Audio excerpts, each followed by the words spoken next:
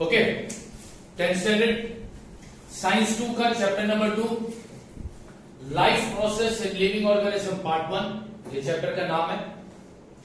इसके previous lecture में हमने इंट्रोडक्शन पढ़ा था। लाइफ प्रोसेस यानी वो प्रोसेस जिनकी वजह से हर लिविंग ऑर्गेनिज्म जिंदा है।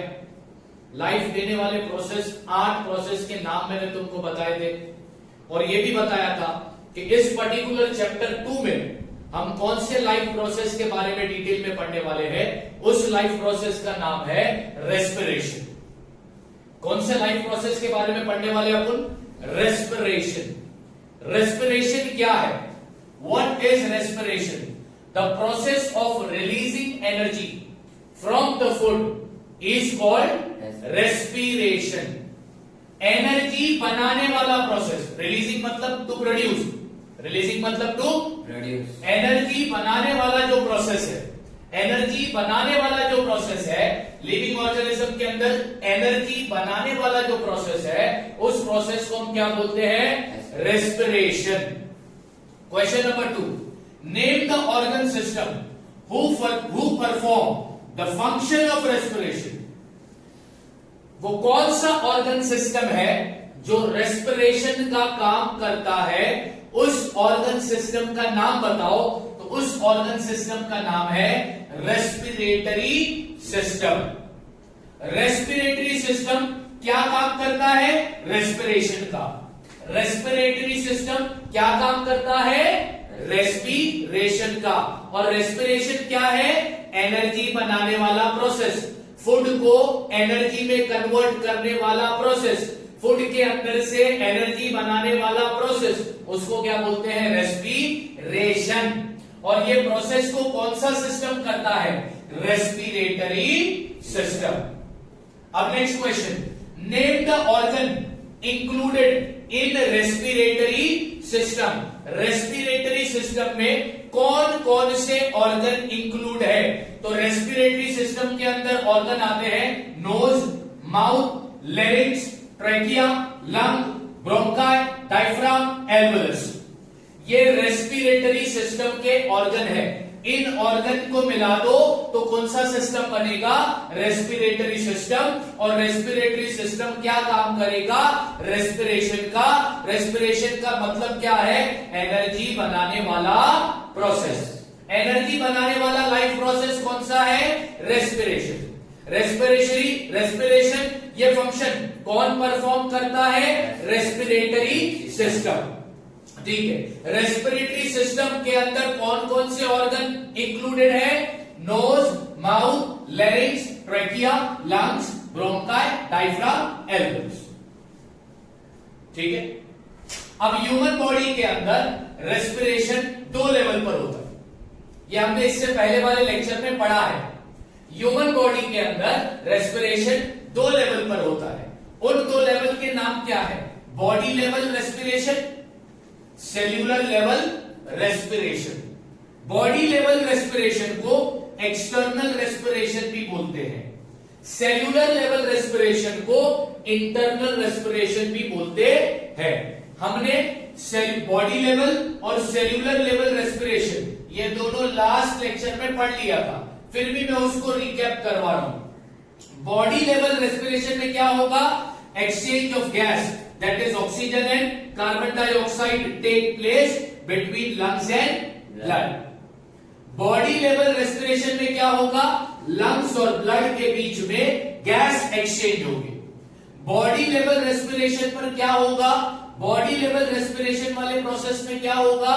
लंग्स और ब्लड के बीच में क्या एक्सचेंज होगा? गैस। कौन से गैस एक्सचेंज होंगे बच्चों? ऑक्सीजन और carbon dioxide. Cellular level respiration में क्या होगा? सेल्यूलर लेवल रेस्पिरेशन में फूडस्टफ यानी कि खाना ऑक्सीडाइज होगा। खाना ऑक्सीडाइज होगा। कहां पर ऑक्सीडाइज होगा? Inside the cell. किसी ने तुमको पूछा कि बॉडी लेवल रेस्पिरेशन कहां पर होता है? लंग्स और ब्लड के बीच में। सेल्यूलर लेवल रेस्पिरेशन कहां पर होता है? सेल के अंदर। क्या होगा सेल के अंदर? एनर्जी बनेगी। फूड से एनर्जी बनती है। कहां पर बनती है? सेल के अंदर, इसलिए उसको कहा जाता है सेल्यूलर लेवल रेस्पिरेशन। तो ह्यूमन बॉडी में रेस्पिरेशन कितने लेवल पर होता है बच्चों? 2 लेवल पर होता है, एक बॉडी लेवल पर, एक सेल्यूलर लेवल पर। ये बॉडी लेवल रेस्पिरेशन किनके बीच में होगा? लंग्स और ब्लड के बीच में होगा। यहां पर गैस एक्सचेंज होंगे। कौन से गैस एक्सचेंज होंगे? Oxygen, carbon dioxide. Cellular level respiration में क्या होगा? सेल्यूलर लेवल रेस्पिरेशन पहला कहां पर होगा? सेल के अंदर। हमारी पूरी बॉडी किससे बनी है? ईंट से बनी है, सीमेंट से बनी है, रेती से बनी है? नहीं, हमारी पूरी बॉडी किससे बनी है? सेल से बनी है। अगर सेल एक्टिव है तो हम एक्टिव है, अगर सेल डीएक्टिव हो गया तो हम भी डीएक्टिव हो जाएंगे, मर जाएंगे। सेल को एक्टिव रखने के लिए क्या चाहिए? एनर्जी। एनर्जी के लिए क्या चाहिए? फूड। वो फूड जब सेल के अंदर जाएगा तो वो सेल उस फूड को एनर्जी में कन्वर्ट करता है।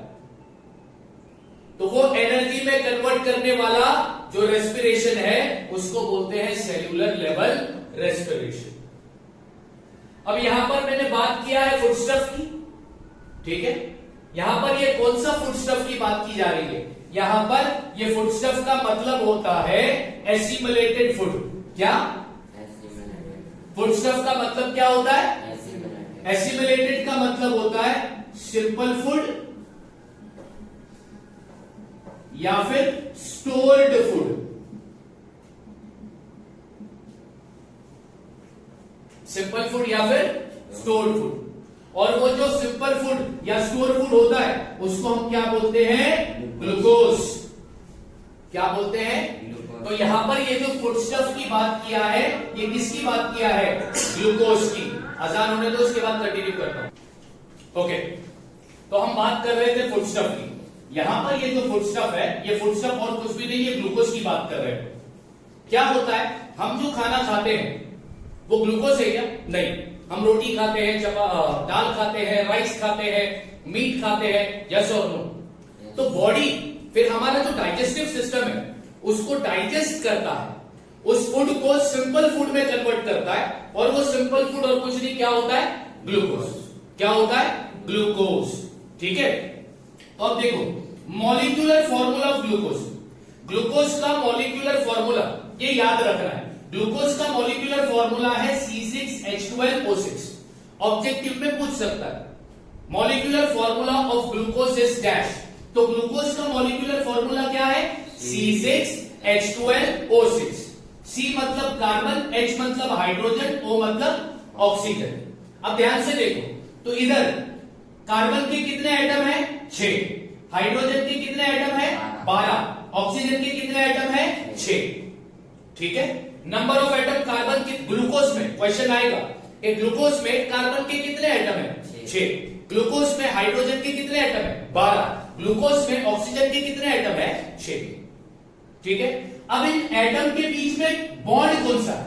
ये भी क्वेश्चन पूछ सकता है। इन एटम के बीच में बॉन्ड कौन सा है? तो इन एटम के बीच में बॉन्ड कौन सा है? Covalent bond. Covalent bond. Covalent bond. अब क्या होगा? जब ऑक्सीजन सेल के अंदर जाता है, अब यहां पर एक मैं लिंक बनाता हूं।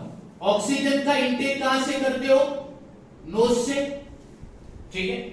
नोज से वो जाएगा ट्रेकिया में, यानी कि wind pipe, air pipe. Trachea से जाएगा वो लंग्स में,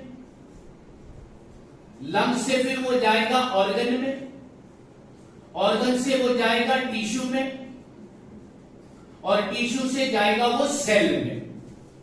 टिश्यू से जाएगा वो सेल में। ठीक है। नो ऑक्सीजन का तुमने इंटेक किया, ऑक्सीजन कहां से अंदर लेते हो?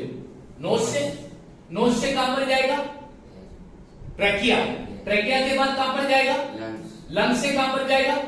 ऑर्गन से, और टिश्यू से फिर सेल में जाएगा। ठीक है। फिर सेल में जाने के बाद, अब ये रहा सेल, ये सेल है। ठीक है। अब इस सेल के अंदर खाना भी पहुंच गया, यानी ग्लूकोज भी पहुंच गया।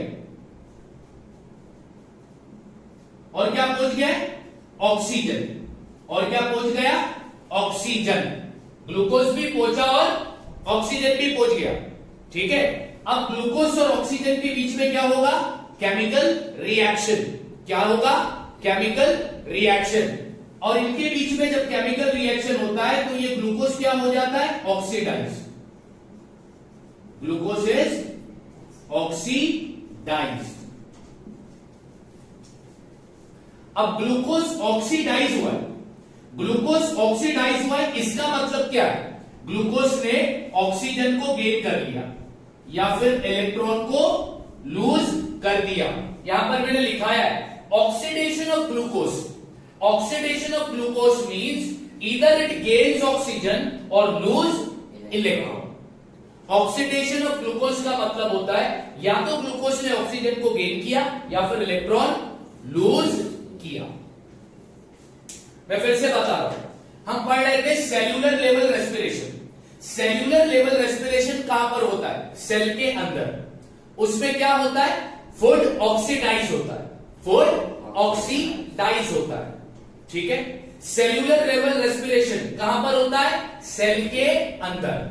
एनर्जी भी कहां पर बनती है? सेल के अंदर। एनर्जी बनाने के लिए दो चीज चाहिए, एक खाना और दूसरा ऑक्सीजन। एक खाना और दूसरा ऑक्सीजन। फूड और ऑक्सीजन। वो फूड कौन से फॉर्म में होता है? ग्लूकोज। कौन से फॉर्म में होता है? ग्लूकोज। ग्लूकोज का फॉर्मूला क्या है? C6H12O6। ठीक है, ग्लूकोज के एटम के बीच में कौन सा बॉन्ड है? Covalent bond. ग्लूकोज ऑक्सीडाइज हो रहा है, यानी ऑक्सीडेशन ऑफ ग्लूकोज का मतलब क्या है? या तो उसने ऑक्सीजन गेन कर लिया, एक्सेप्ट कर लिया, या फिर उसने इलेक्ट्रॉन लूज किया। बात समझ में आ गई? ये है सेल्यूलर लेवल रेस्पिरेशन, सेल के अंदर होता है। ये बॉडी लेवल रेस्पिरेशन लंग्स और ब्लड के बीच में होता है। बॉडी लेवल रेस्पिरेशन में क्या होगा? एक्सचेंज ऑफ गैस होगा, यानी ऑक्सीजन और कार्बन डाइऑक्साइड एक्सचेंज होगा। ब्लड लंग्स को कार्बन डाइऑक्साइड देगा, लंग्स ब्लड को ऑक्सीजन देगा। इसको बोलते हैं एक्सचेंज ऑफ गैस। बात समझ में आ गई? ठीक है, तो यहां तक का टॉपिक तो हो गया क्लियर। अब इंपॉर्टेंट टॉपिक है कि सेल के अंदर एनर्जी बनती कैसे है। सेल के अंदर एनर्जी बनती कैसे है? हमें इतना पता चल गया कि एनर्जी कहां पर बनती है? सेल के अंदर। उसको बोलते हैं सेल्यूलर रेस्पिरेशन। अब बच्चों, सेल्यूलर रेस्पिरेशन दो तरह के होते हैं। सेल्यूलर रेस्पिरेशन कितने तरह के होते हैं? दो तरह के होते हैं। एक होता है एरोबिक रेस्पिरेशन और दूसरा होता है anaerobic respiration. Cellular level respiration के कितने टाइप है? दो टाइप है। एक एरोबिक रेस्पिरेशन, दूसरा एनएरोबिक रेस्पिरेशन। इतना क्लियर हो गया? अब तुम्हारे माइंड में सवाल आता होगा, सर क्या हर ऑर्गेनिज्म के अंदर ये दोनों तरह के रेस्पिरेशन होंगे? नहीं, कुछ ऑर्गेनिज्म एनर्जी बनाएंगे एरोबिक रेस्पिरेशन की मेथड से और कुछ ऑर्गेनिज्म एनर्जी बनाएंगे एनएरोबिक रेस्पिरेशन वाले मेथड से। ध्यान से सुनना, सेल्यूलर रेस्पिरेशन की कितने टाइप है? दो, एरोबिक, एनएरोबिक। Aerobic, anaerobic. क्या सर एरोबिक और एनएरोबिक रेस्पिरेशन हर लिविंग ऑर्गेनिज्म के अंदर देखने मिलेगा? नहीं बच्चों, कुछ लिविंग ऑर्गेनिज्म जैसे कि ह्यूमन, एनिमल एक्सेट्रा, कुछ लिविंग ऑर्गेनिज्म एनर्जी बनाएंगे कौन से मेथड से? एरोबिक रेस्पिरेशन वाले मेथड से। और कुछ लिविंग ऑर्गेनिज्म एनर्जी बनाएंगे कौन से मेथड से? एनएरोबिक रेस्पिरेशन मेथड से। आज हम डिटेल में डिस्कस करेंगे एरोबिक रेस्पिरेशन को। किसको डिस्कस करेंगे? Aerobic respiration. एरोबिक रेस्पिरेशन क्या है? It is the process of producing the cellular energy in the presence of oxygen. अगर एनर्जी बनाने के लिए, अगर एनर्जी बनाने के लिए ऑक्सीजन इस्तेमाल किया गया है तो वो कौन सा रेस्पिरेशन होगा? Aerobic respiration. एनर्जी बनाने के लिए अगर ऑक्सीजन का यूज किया गया है, ठीक है, तो वो कौन सा रेस्पिरेशन होगा? Aerobic respiration. एनर्जी बनाने के लिए अगर ऑक्सीजन का यूज किया गया है तो वो कौन सा रेस्पिरेशन होगा? Aerobic respiration. अब इसका अपोजिट कर दो। एनर्जी बनाने के लिए अगर ऑक्सीजन का यूज नहीं किया है तो वो कौन सा रेस्पिरेशन होगा? Anaerobic respiration. अच्छा, अब और सिंपल करता हूं। एरोबिक का मतलब होता है प्रेजेंस ऑफ ऑक्सीजन। एनएरोबिक का मतलब होता है एब्सेंट ऑफ ऑक्सीजन। ये सिंपल है, याद रहेगा। एरोबिक रेस्पिरेशन में ऑक्सीजन होता है, एनएरोबिक रेस्पिरेशन में ऑक्सीजन नहीं होता। एनर्जी बच्चों कहां पर बनती है? सेल के बाहर या सेल के अंदर? सेल के अंदर बन रही है बच्चों। तो हम कौन से रेस्पिरेशन को पढ़ने जा रहे हैं अभी? बॉडी लेवल या सेल्यूलर लेवल? सेल्यूलर लेवल में एनर्जी बनाने वाला प्रोसेस है। सेल्यूलर लेवल रेस्पिरेशन में एनर्जी बनेगी सेल के अंदर। अच्छा, सेल्यूलर रेस्पिरेशन कितने टाइप के होते हैं? दो टाइप के होते हैं, एरोबिक और एनएरोबिक।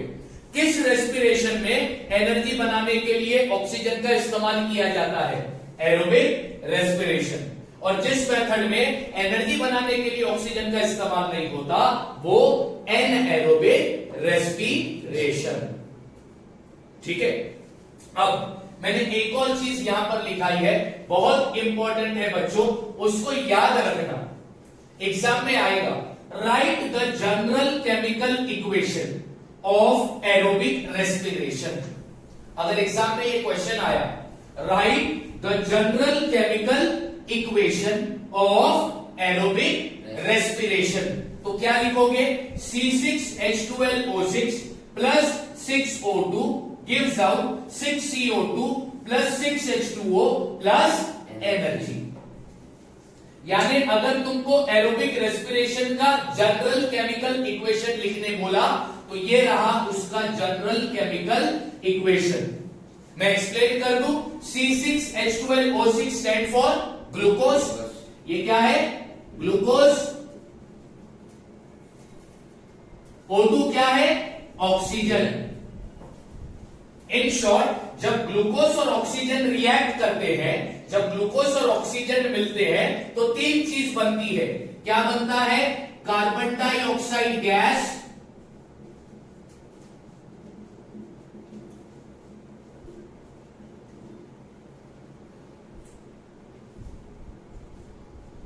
और क्या बनता है? वाटर मॉलिक्यूल्स, और एनर्जी बनती है। बात समझ में आ गया? यस और नो? जब ग्लूकोज और ऑक्सीजन रिएक्ट होते हैं तो क्या क्या चीज उनसे रिएक्शन से मिलती है? उनके केमिकल रिएक्शन से हमें क्या क्या चीज मिलेगी? कार्बन डाइऑक्साइड गैस मिलता है, वाटर मिलता है, और क्या मिलता है? एनर्जी। क्या मिलता है? एनर्जी। क्या मिलता है? एनर्जी। एक बार फिर से मैं रिकैप करता हूं, उसके बाद मैं आगे कंटिन्यू करूंगा। एनर्जी बनाने वाले प्रोसेस को क्या बोलते हैं?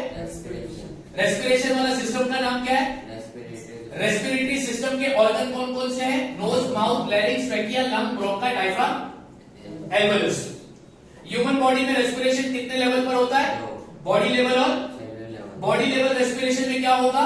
गैस एक्सचेंज होगा लंग्स और ब्लड के बीच में। कौन सा गैस? ऑक्सीजन और carbon dioxide. Cellular level respiration में क्या होगा?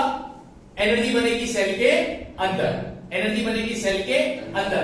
एनर्जी कैसे बनेगी? जब फूड ऑक्सीडाइज होगा। जब फूड, यहां पर फूड किसको बोलते हैं? ग्लूकोज को। ग्लूकोज का मॉलिक्यूलर फॉर्मूला क्या है? C6H12O6, जिसके अंदर कार्बन के 6 एटम, हाइड्रोजन के 12 एटम, ऑक्सीजन के 6 एटम। इन एटम के बीच में बॉन्डिंग, इन एटम के बीच में बॉन्ड कौन सा है? Covalent bond. Oxidation of glucose का मतलब क्या है? या तो उसने ऑक्सीजन को गेन किया या फिर इलेक्ट्रॉन लूज किया। उसके बाद सेल्यूलर लेवल रेस्पिरेशन कितने टाइप के हैं? दो, एरोबिक और एनएरोबिक। अगर ऑक्सीजन के प्रेजेंस में रेस्पिरेशन हो रहा है एरोबिक, ऑक्सीजन के एब्सेंट में जो रेस्पिरेशन होगा वो एनएरोबिक। एरोबिक रेस्पिरेशन का जनरली केमिकल इक्वेशन क्या है? C6H12O6 plus 6O2 gives out 6CO2 plus 6H2O plus energy. Clear है? ठीक है, ओके। अब हम डिटेल में पढ़ेंगे एरोबिक रेस्पिरेशन, ठीक है, ओके। सेल्यूलर लेवल रेस्पिरेशन दो टाइप के हैं, एरोबिक और एनारोबिक। एरोबिक रेस्पिरेशन होगा ऑक्सीजन के प्रेजेंस में। ऑक्सीजन के प्रेजेंस में एनर्जी बनती है, उसको कहते हैं एरोबिक रेस्पिरेशन।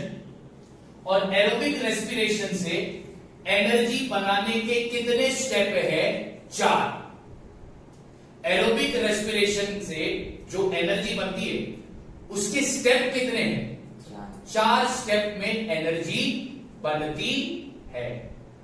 4 स्टेप में एनर्जी बनती है।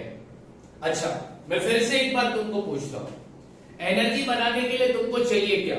फूड और दूसरा ऑक्सीजन, ठीक है। फूड किसको कहते हैं? ग्लूकोज। जब ग्लूकोज ऑक्सीडाइज होता है, यानी जब ग्लूकोज ऑक्सीजन के साथ जा मिलता है तो एनर्जी बनती है। और ये एनर्जी बनाने वाला प्रोसेस का नाम क्या है? Aerobic respiration. और एरोबिक रेस्पिरेशन में ग्लूकोज ऑक्सीडाइज होता है कितने स्टेप में? 4 स्टेप में। कितने स्टेप में? 4। स्टेप नंबर 1 का नाम क्या है? ग्लाइकोलाइसिस। स्टेप नंबर 2 क्या है? Formation of acetyl coenzyme A. Step number 3 Krebs cycle. Step number 4 electron transfer chain.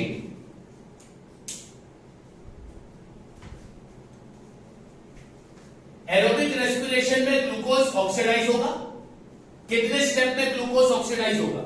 4।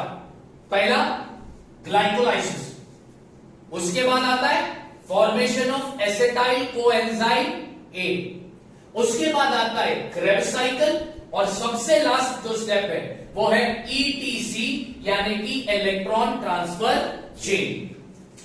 इसका शॉर्ट फॉर्म लिखता हूं ईटीसी।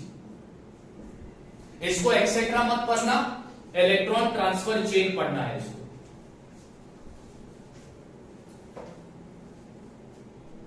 अब हम एनर्जी किस तरह बनती है एरोबिक रेस्पिरेशन में वो पढ़ रहे हैं। तो एरोबिक रेस्पिरेशन में एनर्जी बनने के कितने स्टेज है? 4। कितने स्टेज है? 4। पहले स्टेज का नाम क्या है? ग्लाइकोलाइसिस। दूसरे स्टेज का नाम क्या है? Formation of acetyl coenzyme. तीसरे स्टेज का नाम क्या है? Krebs cycle. और चौथे स्टेज का नाम क्या है? Electron transfer chain.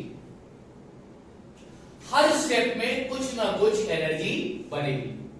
इस स्टेप में कुछ एनर्जी बनेगी, इस स्टेप में कुछ एनर्जी बनेगी, इस स्टेप में कुछ एनर्जी बनेगी, और इस स्टेप में कुछ एनर्जी बनेगी। ठीक है, बात समझ आ रही कि नहीं आ रही? बात समझ आ रही कि नहीं आ रही?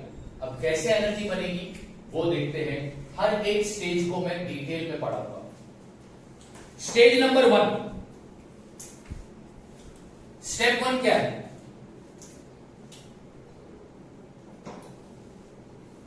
Step 1 glycolysis.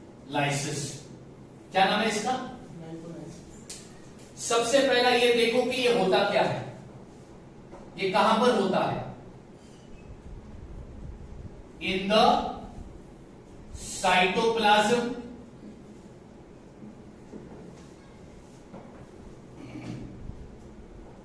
Of the cell.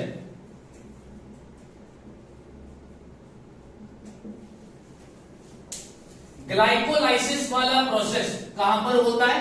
Cytoplasm के अंदर। साइटोप्लाज्म कहां पर मिलेगा? सेल के अंदर। कहां पर मिलेगा? सेल के अंदर। ठीक है। दूसरी चीज, no oxygen is needed.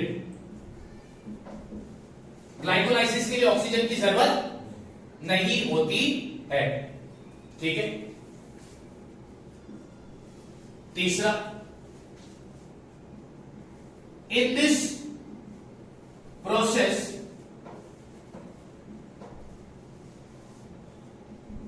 single molecule of glucose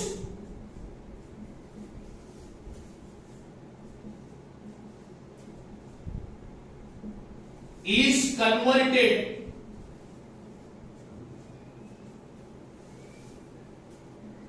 into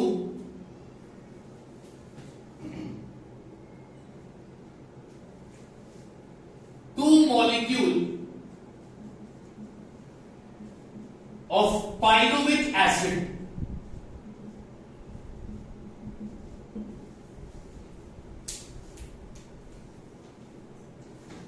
glycolysis वाले प्रोसेस में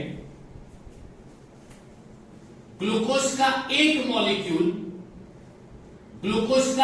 मॉलिक्यूल को कन्वर्ट किया जाता है किसमें? 2 molecule of pyruvic acid. 2 molecule of pyruvic acid. ठीक है।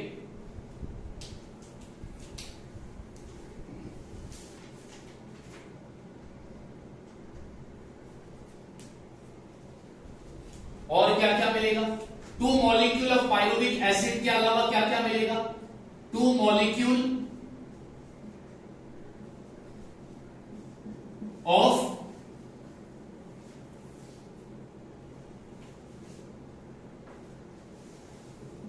NaDH2,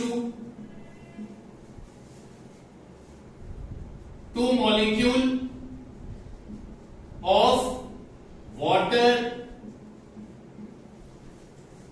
and 2 molecule of ATP।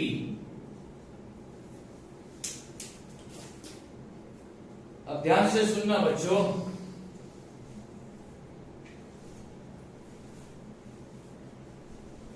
Glycolysis वाले, देखो ग्लाइकोलाइसिस के प्रोसेस के लिए ऑक्सीजन की जरूरत नहीं होती। ऑक्सीजन है तो चल जाएगा, ऑक्सीजन नहीं है तो भी चलेगा। ग्लाइकोलाइसिस ये ऐसा प्रोसेस है, ये ऐसा स्टेप है जिसके लिए ऑक्सीजन का होना कंपलसरी जरूरी नहीं है। होगा तो भी चलेगा, नहीं होगा तो भी चलेगा। अब ग्लाइकोलाइसिस वाले प्रोसेस में जब एक मॉलिक्यूल ग्लूकोज ऑक्सीडाइज होता है, क्या होता है?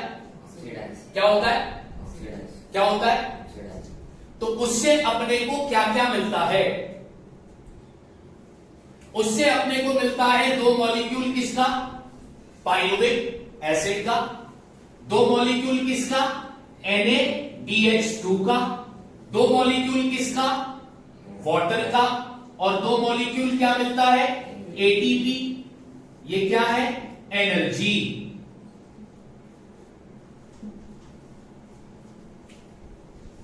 यानी ग्लाइकोलाइसिस वाले प्रोसेस में कितनी एनर्जी बनी? 2। कितनी बनी? 2। समझ में आ रही है बात? हाँ या ना?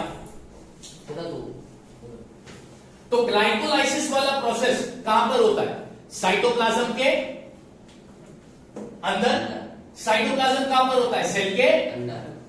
क्या इसके लिए कंपलसरी ऑक्सीजन का होना जरूरी है? नहीं। अच्छा, इस प्रोसेस में होता क्या है? इस प्रोसेस में एक ग्लूकोज का मॉलिक्यूल ऑक्सीडाइज होता है और एक ग्लूकोज का मॉलिक्यूल ऑक्सीडाइज होने के बाद हमें क्या क्या मिलता है? 2 pyruvic acid, 2 NaDH2, 2 water molecule और 2 ATP एनर्जी। बात समझ में आई या नहीं? यस और नो? ये था तुम्हारा स्टेप नंबर 1, ग्लाइकोलाइसिस। एग्जाम में क्वेश्चन आया कि ग्लाइकोलाइसिस कहां पर होता है? क्या लिखोगे? इन द साइटोप्लाज्म। क्या ग्लाइकोलाइसिस के लिए कंपलसरी ऑक्सीजन का होना जरूरी है? नहीं। जब ग्लाइकोलाइसिस में क्वेश्चन ऐसा पूछेगा, जब ग्लाइकोलाइसिस वाले स्टेप में एक ग्लूकोज का मॉलिक्यूल ऑक्सीडाइज होता है तो उससे अपने को क्या क्या मिलता है? 2 pyruvic acid, 2 water molecule, 2 NaDH2, 2 ATP। हर चीज कितनी मिल रही है? 2। पायरुविक एसिड कितने मॉलिक्यूल मिले? 2। वाटर कितने मॉलिक्यूल मिले? 2। NaDH2 कितने मॉलिक्यूल मिले? 2। और ATP भी कितना मिला? 2। ये था तुम्हारा स्टेप नंबर 1। क्लियर? अब बात करेंगे स्टेप नंबर 2 की।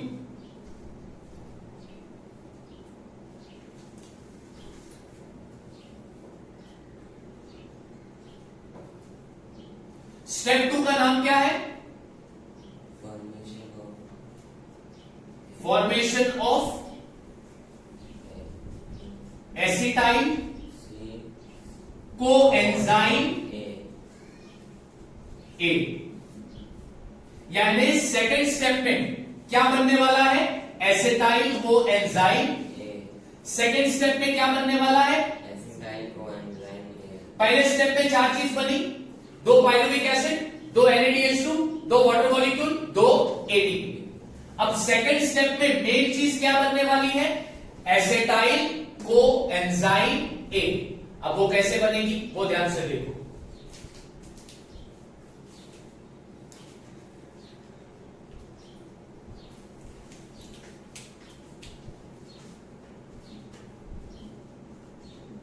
Both the molecule of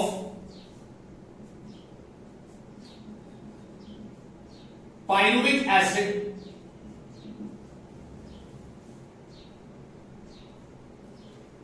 is converted into 2 molecule of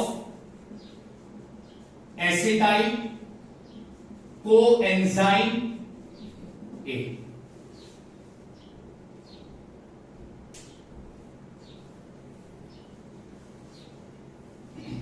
क्या लिखा है statement? Apart from this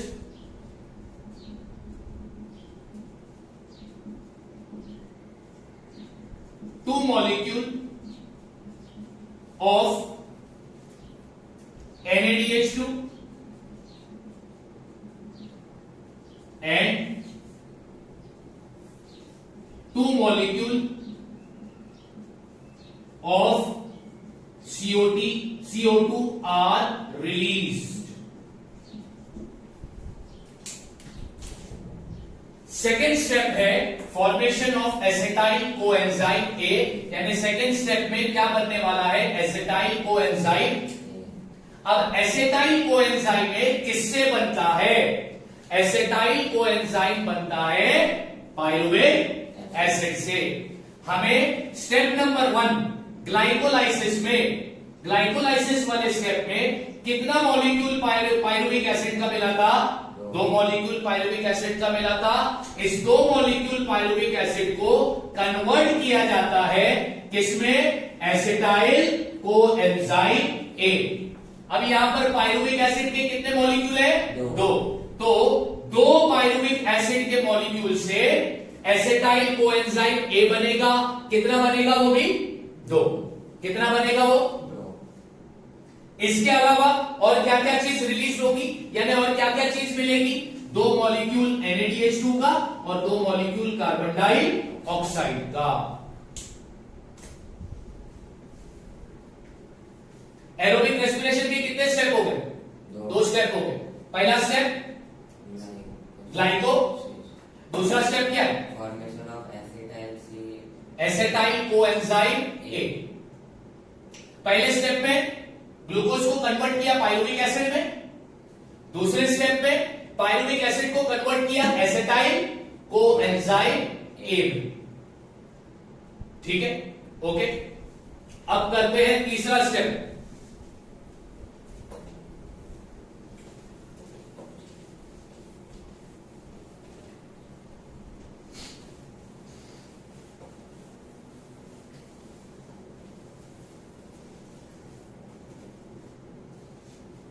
step 3। Step 3 का नाम क्या है? क्रेब cycle, साइकिल, इसको क्रेब साइकिल भी बोलते हैं।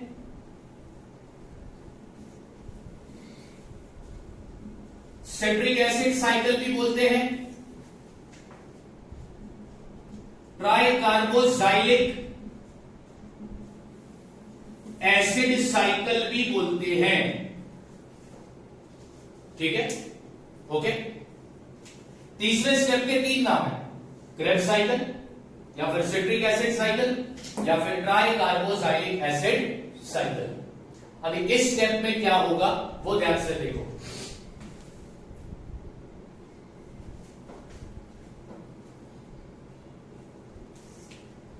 सबसे पहला point, it occurs in the mitochondria. Krebs cycle कहां पर होता है? माइटोकॉन्ड्रिया के अंदर। माइटोकॉन्ड्रिया कहां पर होगा? सेल के अंदर।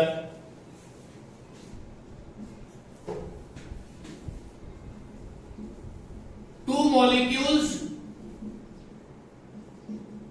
of acetyl coenzyme A enters in the mitochondria। इस स्टेप में क्या हो रहा है कि जो इससे पहले वाले स्टेप में हमको 2 मॉलिक्यूल मिले थे एसिटाइल कोएंजाइम ए के, अब ये 2 मॉलिक्यूल कहां पर एंटर होंगे? माइटोकॉन्ड्रिया के अंदर। उसके बाद क्या होगा?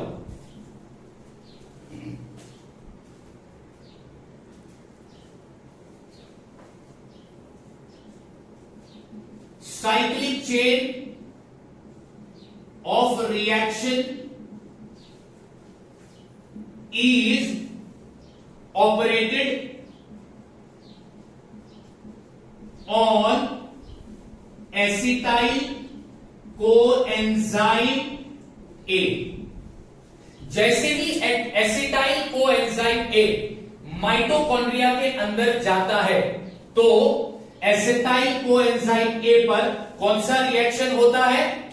Cyclic chain of reaction. और इस साइक्लिक चेन ऑफ रिएक्शन का नाम क्या है? Tricarboxylic acid cycle. मैं फिर से रिपीट कर रहा हूं, क्रेब साइकिल कहां पर होता है? माइटोकॉन्ड्रिया के अंदर। क्या होगा? एक बार एसिटाइल कोएंजाइम ए बना, अब एसिटाइल कोएंजाइम ए बनने के बाद वो कहां पर एंटर हो रहा है? माइटोकॉन्ड्रिया के अंदर। जैसे ही माइटोकॉन्ड्रिया के अंदर एसिटाइल कोएंजाइम ए पहुंच जाता है तो उस एसिटाइल कोएंजाइम ए पर एक रिएक्शन होता है और उस रिएक्शन का नाम क्या है? Tricarboxylic acid cycle.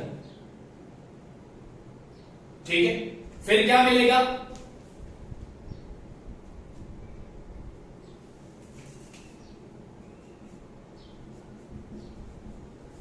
Acetyl part is completely oxidized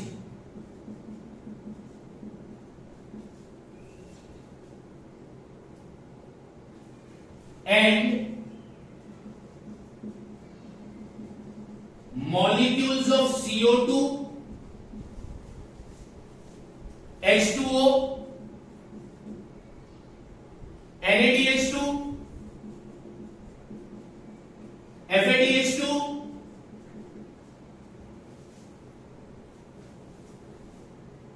and 2 ATP are derived।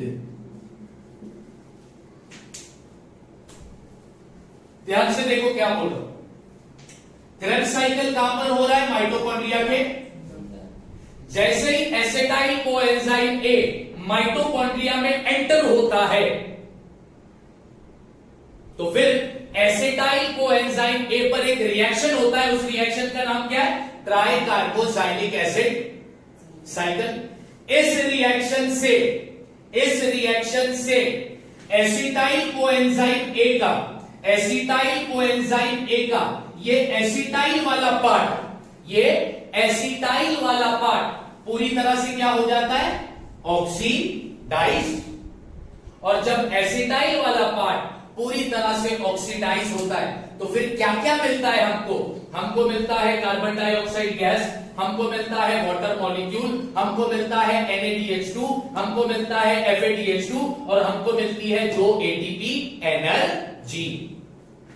कितनी एटीपी एनर्जी मिलती है? 2 देखो ग्लाइकोलाइसिस वाले स्टेप में कितनी एटीपी एनर्जी मिली, 2 उसके बाद क्रेब्स साइकिल में कितनी एटीपी एनर्जी मिली? 2 अभी तक सिर्फ हम एक ही ग्लूकोज का मॉलिक्यूल इस्तेमाल कर रहे हैं, ठीक है। यानी एक ग्लूकोज मॉलिक्यूल से अब तक कितनी एनर्जी बन गई है, 4 एटीपी एनर्जी बनी है। 2 एटीपी एनर्जी बनी ग्लाइकोलाइसिस वाले में और 2 एटीपी एनर्जी बनी क्रेब साइकिल में। इस स्टेप में क्या हुआ, ग्लूकोज पायरुविक एसिड में कन्वर्ट हुआ। इस स्टेप में क्या हुआ, पायरुविक एसिड एसिटाइल कोएंजाइम में कन्वर्ट हुआ। इस स्टेप में क्या हो रहा है, एसिटाइल कोएंजाइम ए वाला, एसिटाइल कोएंजाइम ए का एसिटाइल वाला पार्ट पूरी तरह से ऑक्सीडाइज हो गया और हमको carbon dioxide gas H2O, NaDH2, FADH2 और 2 ATP एनर्जी मिली। कितने स्टेप हो गए, 3 कितने स्टेप हो गए, 3 कितने स्टेप हो गए, 3 स्टेप हो चुके, यस और नो, 3 स्टेप हो चुके। ये कहां पर होगा, साइटोप्लाज्म के अंदर, ये कहां पर होगा, माइटोकॉन्ड्रिया के। अंदर, इसके लिए ग्लूकोज चाहिए था, इसके लिए पायरुविक एसिड चाहिए, इसके लिए एसिटाइल कोएंजाइम ए चाहिए। एसिटाइल कोएंजाइम ए कौन से स्टेप में बनता है, स्टेप नंबर 2 पायरुविक एसिड कौन से स्टेप में बनता है, स्टेप नंबर 1 अब बच्चों मैं लेक्चर यहीं पे एड करता हूं, ये 3 पार्ट पर। सॉरी टाइम हो गया, नेक्स्ट लेक्चर अभी स्टार्ट होने वाला है, ठीक है। तो मैं इसके आगे कल कंटिन्यू करूंगा। तुम्हें ये 3 स्टेप अच्छे से याद रखने हैं। कल मैं पूछूंगा कि पहले स्टेप में कितनी एटीपी एनर्जी बनी और तीसरे स्टेप में कितनी एटीपी एनर्जी बनी। फिर करेंगे अपन कल चौथा step, electron transfer chain. Clear है, ठीक है, थैंक यू।